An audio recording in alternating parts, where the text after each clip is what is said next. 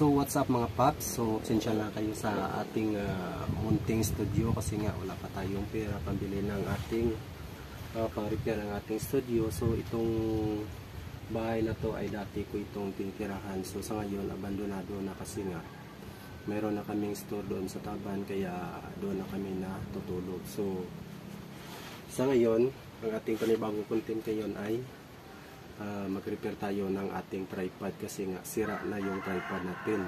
So ito yung tripod ko at saka wala itong lalagyan ng cellphone kagaya nito. So ito sira din at wala tayong masyadong gamit. So gawa natin ang paraan to upang ma-repair natin itong ating tripod. So simulan natin mga paps. So, ano ba pwede nating magawa dito? So, hanapan natin ng paraan upang malagyan natin ng ganito, yung lalagyan ng cellphone. So, ang naisip ko ay ito yung ipalit natin dito sa ating tripod upang mayroon tayong malagyan ng ating cellphone. So, simulan natin.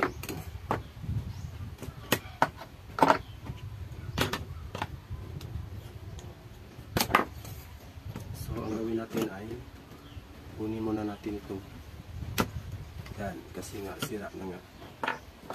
So hanapan natin ng ipalit or ikabit natin dito.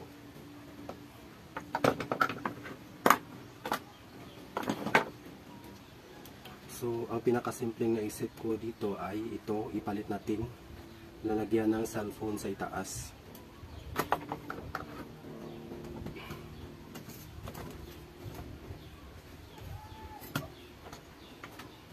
At ito yung ilagay natin sa ilalim.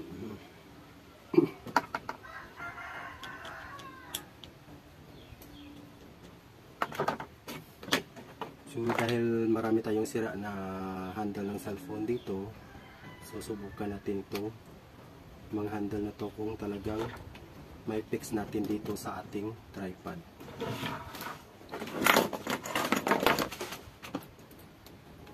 So kunin muna natin ito upang ipalit natin dito.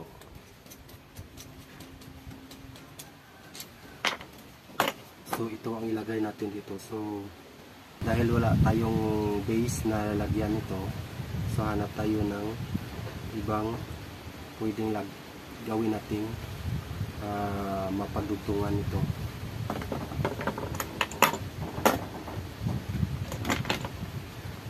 So ito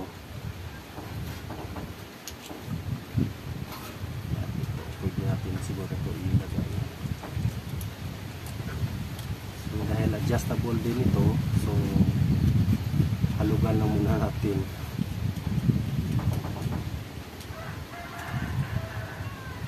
So yan, ilak natin muna dito sa ilalim.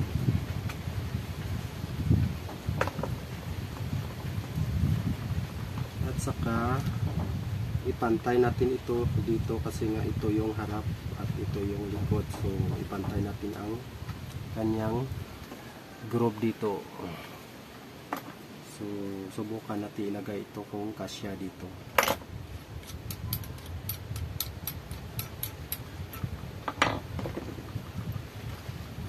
Wow, swak.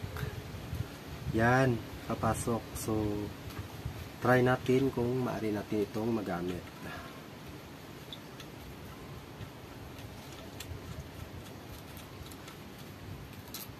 So ayan na paps, nakapasok na. So ano naman ang maaari natin gawin dito. So ito pa pala, ito yung kanyang base. So, ang ito ay ilagay natin dito. Ito yung nag-hold dito sa ilalim para malagay natin dito. So ito ipasok lang natin dito. Yan.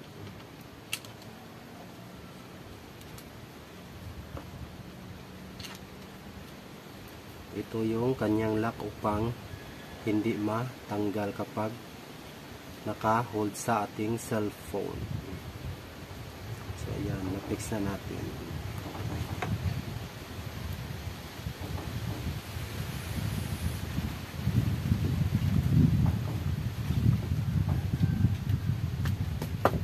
So ayan, hilain muna natin ito upang malagay natin yung handle sa kanyang base.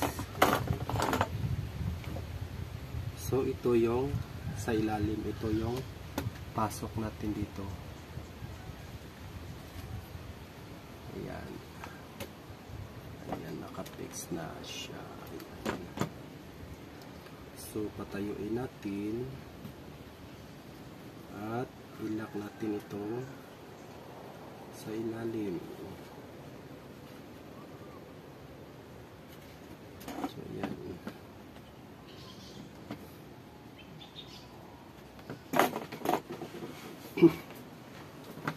Dahil natanggal ito, hanapan natin ng screw na malagay dito sa butas na to. Ito yung gagamitin natin pang tusok dito.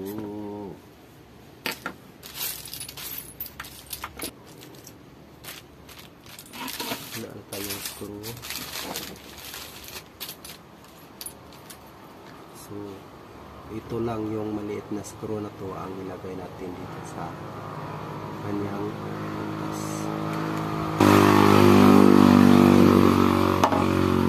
So pasensya na kasi maingay dito kasi mayroong daanan na sasakyan dun sa labas kung kaya't palaging maingay. So pagpasensyahan nyo na, tao lang po. So ayan, lagay na natin yung kanyang screw.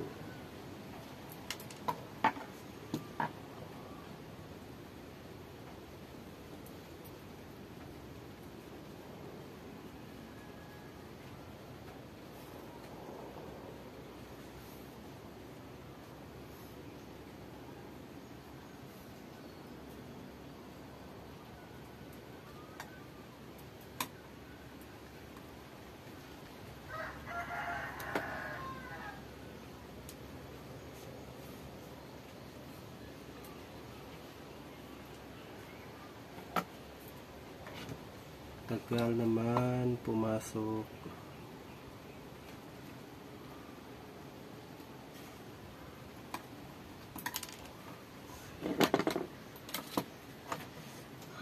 Hindi ko kasi makita matanda na kasi si lolo nyo, kaya mahirap ipasok.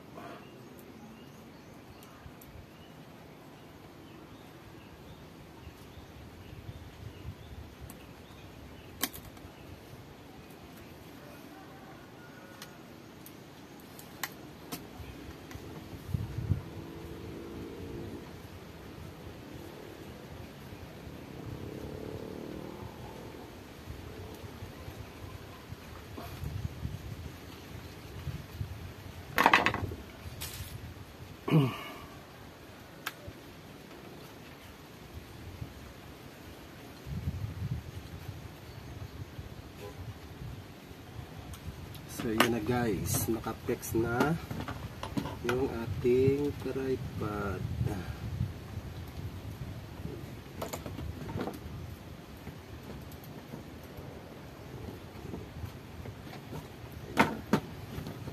So maaari na natin gamitin ito mamaya panggawa ng ating panibagong content.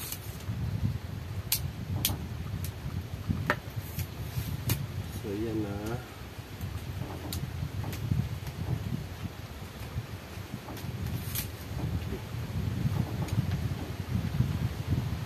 Naputol, nahiwalay. So ayan na guys, tapos na. Actually ang handle na to guys ay para ito sa itong selfie stick. So yung kanyang hawakan ng cellphone ito ay nasira kasi nga nahulog, kaya naputol yung kanyang holder dito. So kung mapapansin nyo, ang kanyang handle ay pang selfie stick. So, subukan natin mamaya kung okay siya, at saka kapag mag-selfie naman tayo ay kukunin naman natin dito. Kasi nga, mayroon namang screw dito na maaari natin kunin kapag kailangan naman natin ng selfie stick. At saka yung base nito ay lagay na lang natin dito para mabilis natin mabalik yung handle ng tripod dito sa itaas. So, that's it. So, ayan na guys ang mukha ng ating na-repair na tripod. So, ayan na. Magaling na siya. Yan. May holder na siya. At saka, mayroon tayong base. Actually, ang base na to ay nagaling ito sa aking dashcam. So, ito ay hinalagay sa dashcam. So, saktong-sakto kasi nga kasyaman din dito ang kanyang bolt. So, yan. Nakapix din at saka din. So, pwede na natin ito magamit. Ayan. Ayan. Ayan. Ayan. Liki dito at liki dito at liki dito. So, ayan. Diba? Sulit. Yan. Shake it to the left. Shake it to the right. Shake it to the top. And shake it to the left. Yan. Yan. Okay na. Okay. So, yan. Kung tingnan nyo. Napakagaling na. At kung nagustuhan mo ang aking mga videos, please support my YouTube channel, Papang PH. At kung bago ka lang napadpad sa ating YouTube channel, please huwag mo naman kalimutang mag-subscribe. At i-hit ang notification bell para palagi ka updated sa ating susunod pang mga videos. At syempre huwag kalimutang mag-like, mag-share, mag-comment sa ating comment section para sa inyong mga katanungan.